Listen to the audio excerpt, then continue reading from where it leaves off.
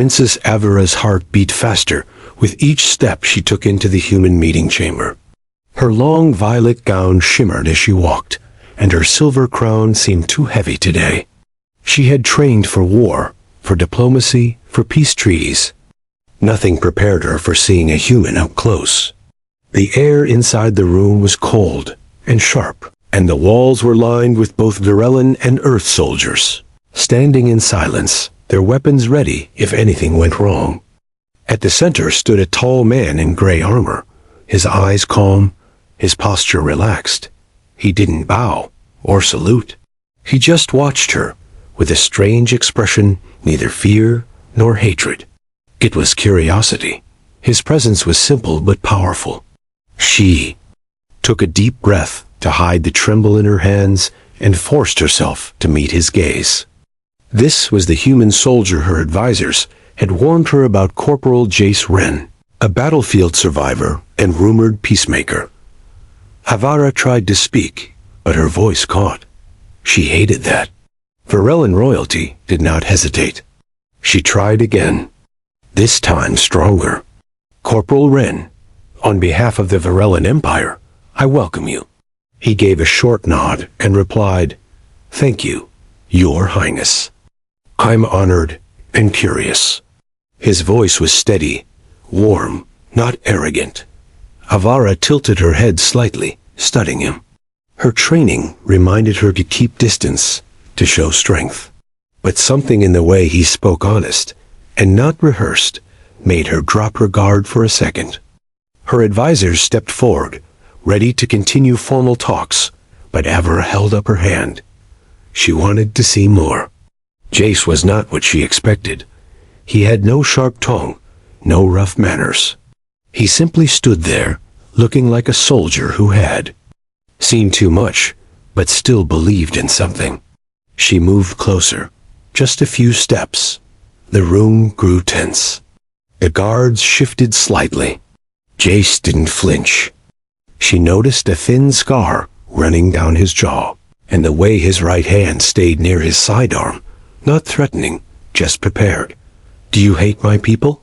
She asked, surprising even herself. A few gasps came from her own side, but Jace didn't react. No, he said softly. I don't hate anyone. I lost people, yes, but I think peace is worth more than revenge. His words hit her like a sudden wind. Simple, honest, dangerous, because now she didn't know what to say. All her carefully prepared questions faded. Avara stepped back and nodded. We'll continue this discussion shortly, she said. But her mind was not focused on diplomacy anymore. She had felt something in the air, a spark of something deeper than just treaty talk. As she turned to leave the chamber, her ears suddenly rang. A loud boom shook the ground. The walls cracked and groaned. Smoke filled the room. Avara fell, her guards yelling. Another blast tore through the roof. Someone screamed. In the chaos, Avara coughed and tried to crawl behind the table. A hand grabbed her arm, firm but careful. It was Jace. He pulled her behind a broken pillar just as debris crashed where she had been seconds before. Her chest heaved. His body shielded hers as another tremor shook the floor. You all right? He asked, his voice right next to her ear. She looked at him, heart racing. What is happening? Someone doesn't want peace, he sighed grimly. Around them, the embassy chamber was collapsing, flames flickering through cracks in the ceiling. Avara looked up at this human who had just saved her life. Her training whispered that he might have planned this. Her heart whispered something else. In that moment, she didn't know who to believe, but she held onto his arm anyway.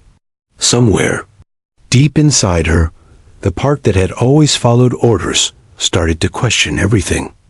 The blast had done more than break the ceiling.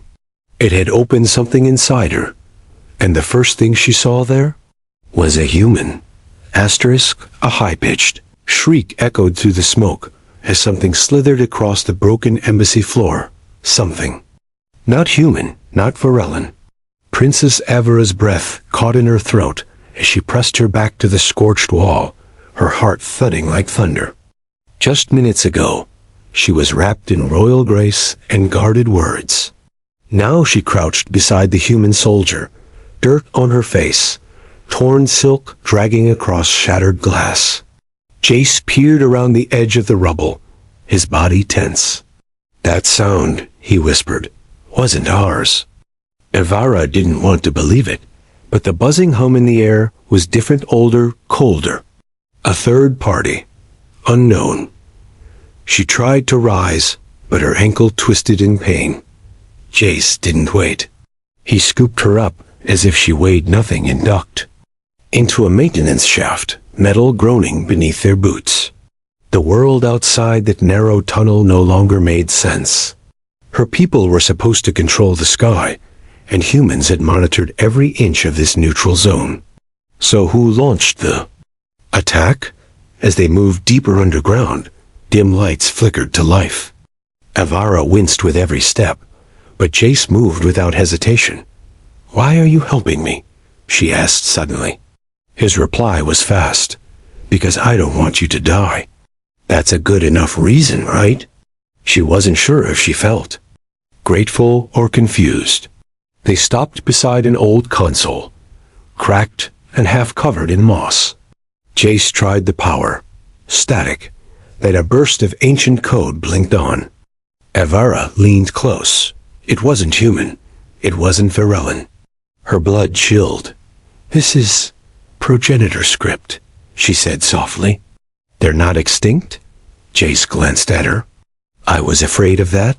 The console pinged a signal. Pulse. A response came back, faint but real. They looked at each other. It wasn't a rescue call. It was a warning. Something was coming down there with them. Avara touched her necklace, the small crystal dim with dust. Her pulse raced. In that flickering light, she no longer saw Jace as just a soldier. He was her only chance. And maybe, she realized with a sinking feeling, she was his. Just as Jace sealed the tunnel behind them, a metallic hiss filled the air, and a red lens opened in the shadows ahead. Not a door, not a camera, a watching eye. Then it blinked and moved, the sound of metal claws scraping against stone made. Avara froze in place. It wasn't just movement, they were being tracked. Somewhere in the darkness, something was breathing, wet and sharp, like a machine with lungs. Jace raised his weapon slowly, guiding Avara backward with one hand, his grip firm but careful. The narrow tunnel ahead twisted into a forgotten service. Ducked, the lights above flickering like a dying heartbeat. Avara had never felt this kind of fear before, not on royal stages, not in war meetings, but now, being hunted by something neither human nor Varellan, she felt small. She stumbled, and Jace caught her without a word, never breaking eye contact with the shadows. "Don't run," he whispered. "That's what it wants." As they moved, Avara's mind raced. The symbols on the console progenitor code shouldn't even exist in this region. Someone was using ancient technology to block peace and hunt survivors. But why? They crept deeper into the tunnel system, the air growing colder. The walls were lined with strange symbols and old bones, alien, human, unrecognizable. Jace's flashlight flicked across a message carved in the stone. "Obey the signal." Avara's blood turned to ice. The stories were true. Somewhere, deep beneath this ground, an ancient AI remained active, buried by time, but awake now. A sudden screech rang out, louder than anything before. Jace spun and fired, the blast lighting up the corridor and revealing a creature made of wire, bone, and pulsing blue light. It didn't bleed when hit. It just hissed, regrouped, and charged. Jace grabbed Avara's hand and ran, pulling her down a side path. The creature followed, faster than anything that should move in that space. As they ran, Avara saw an old security gate ahead. "They're lock it behind us," she shouted. They dove through just in time, slamming the gate.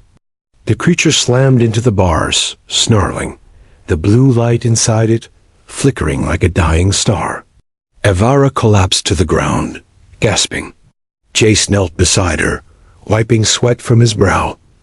"We can't stay here long," he said. "That thing won't be alone." Evara nodded, but something behind Jace caught her eye. A small glow of floating cube hovering silently in the air. It slowly turned toward her. "It's scanning us," she whispered.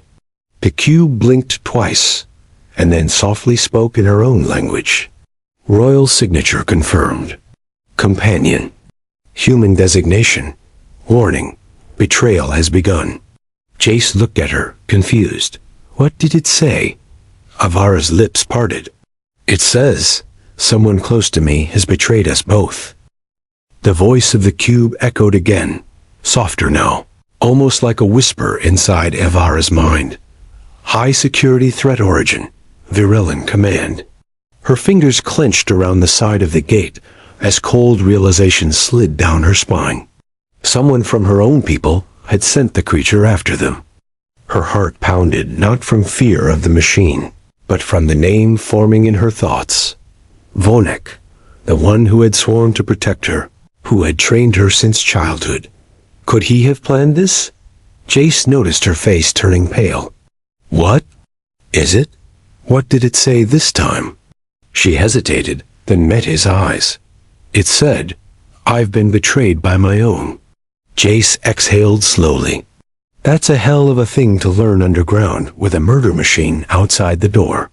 She tried to smile, but it didn't come.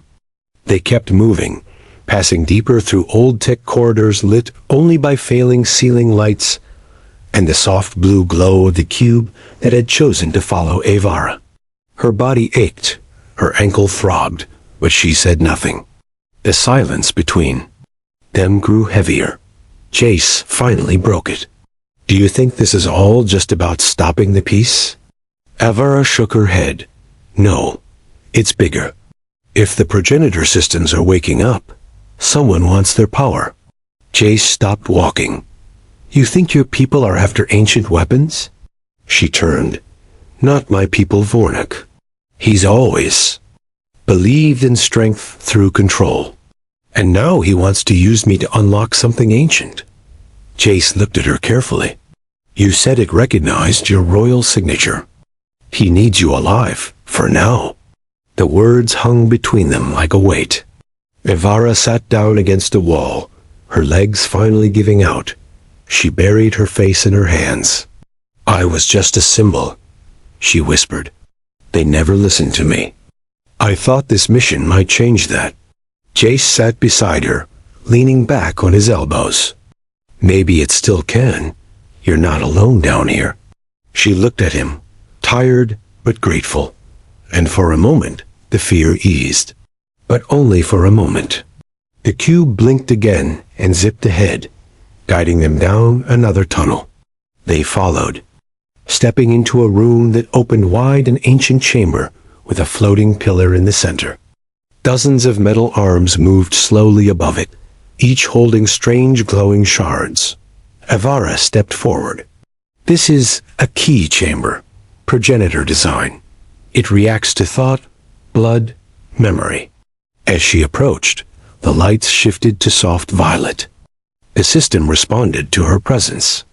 Jace stayed back, watching carefully. Then, without warning, a voice filled the room, familiar, cold, and far too close. "I knew you'd find it, Princess," came Vornak's voice through a calm echoing. "Off the walls. Thank you for leading me to it." Evara froze. Jace cursed and raised his weapon. A slow clap followed, and then a hologram flickered into place across the chamber. Vornik's face appeared, calm as ever. "You've done your duty, Evara. Stand down now. Let the human go. He has no place in our future." Evara's fists clenched. "I'm not your weapon." "Not anymore." Vornik smiled coldly. "Oh, my dear, that's where you're wrong. Behind her, the pillar began to glow red overloaded by Vornik's override command. Then it pulsed. Once, twice. The ground beneath them cracked. The entire chamber started to shift, walls folding, metal arms spinning. Jace rushed to Avara, grabbed her arm. "We have to move, now."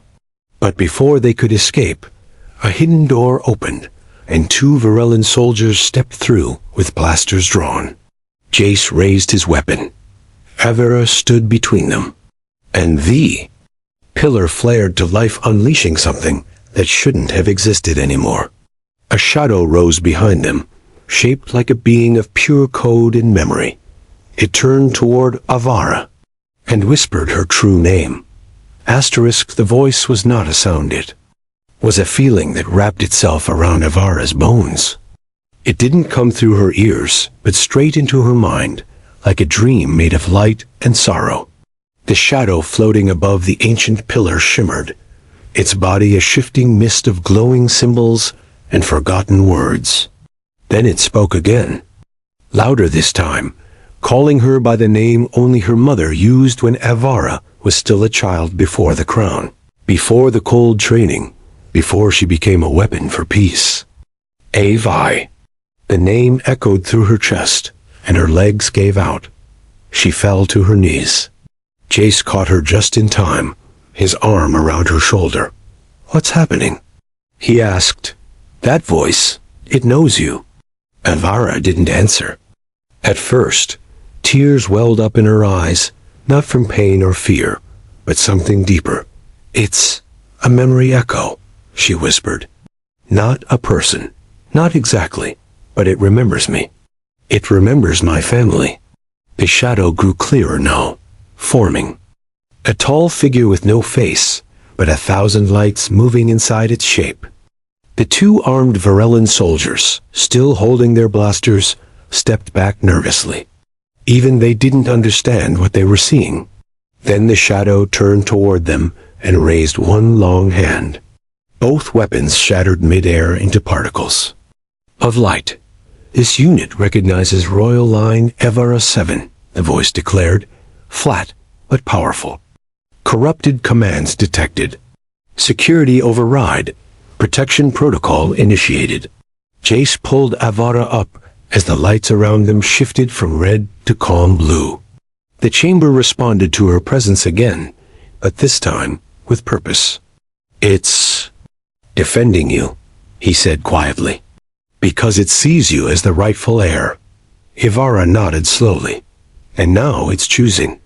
The pillar opened at the center, revealing a circular disc pulsing with energy. Avara reached toward it, then stopped.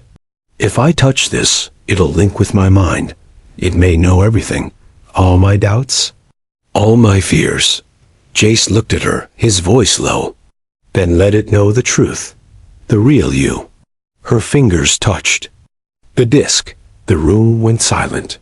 Images exploded across her vision. Her mother's face, her first sword lesson, the look in Jace's eyes the first time he pulled her from the rubble. The echo inside the chamber accepted all of it. When the light faded, Avara stood taller. Her voice came steady now. "The chamber is locked to me.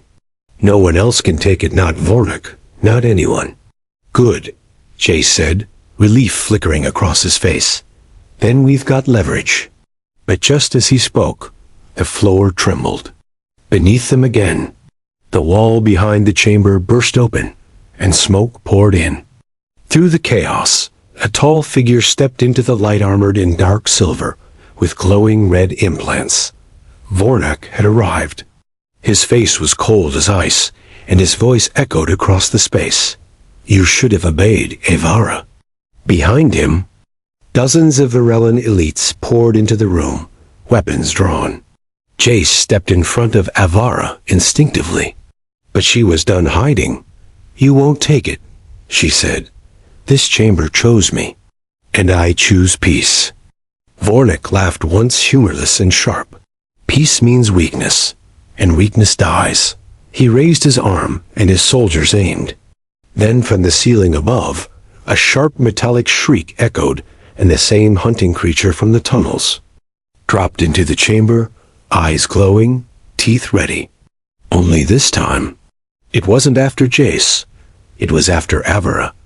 Asterisk, the creature landed with a thunderous crash, its limbs bending the wrong way, its glowing eyes locked directly on Avara. But it didn't charge, not yet. It stood between her and Vornik's army, head twitching, as if confused by too many commands. Sparks danced across its body, and the echo of ancient voices whispered from within it. Avara stood frozen, breath shallow, knowing in that single heartbeat that the machine was caught in a war between two masters, one old, one new. Her connection to the chamber was still active. She could feel the creature struggling. She took a step forward. "Stop," Jace whispered behind her. "It's not safe." "It's listening," she said softly. "Not to him, to me." Vornik's voice snapped through the chamber. "Destroy her," he shouted. The creature jerked violently, but it didn't attack. Instead, it let out a roar of static and slammed a claw into the ground, forming a wall between Avara and the hay. Soldiers. Then it turned toward Vornik. For a moment, even he looked unsure. Avara raised her hand and spoke in the old tongue, words she barely remembered from her mother's lullabies. "You are not a weapon. You are memory. Protect what matters." The light inside the creature changed from red to soft gold. And then it moved, fast. With a roar that shook the entire chamber, it tore into Vornik's troops, scattering them like leaves. Vornik fired a beam from his gauntlet, but the creature absorbed it and kept coming. Avara and Jace ran, taking cover behind the progenitor pillar as the room shook with battle. Jace shouted over the noise, "This thing, how are you doing?" "This?" Avara looked at him, her voice steady despite the chaos. "Because I stopped being afraid of what I am, and started choosing who I want to be." Together, they moved toward the edge of the chamber where a secondary lift was hidden, in the wall activated only by a royal pulse. Avara touched the panel. It glowed, accepting her. The door slid open. But before they could step in, a sharp cry rang out behind them. Vornik, bleeding and burned, had stabbed the creature in its core. It faltered, growled, then turned, and crushed him in one final, shattering strike. The chamber began collapsing, as systems overloaded. "Now, Avara!" Jace shouted, pulling her into the lift. The doors sealed as the chamber crumbled behind them. Silence fell, broken only by the slow hum of descent. Avara leaned against Jace, her face pale. "We survived," she whispered. He nodded. Barely. They looked at each other, oath changed now. Not soldier and princess, but something closer, something real. As the lift opened into a hidden hangar far below, they stepped out together, hand in hand. Ships flickered to life around them, ancient, silent, waiting. The AI voice from the chamber returned, faint but proud. "New lineage recognized? Heir and protector. Peace sequence active." Jace chuckled. "Did we just get promoted?" Avara smiled through tears. "We didn't win the war, but we stopped the worst of it. That's a start." Behind them, the echo of the memory creature faded, its purpose fulfilled. Ahead of them lay the stars. Avara took a long breath. "Let's go home." And for the first time, she knew exactly where that was. Asterisk the end.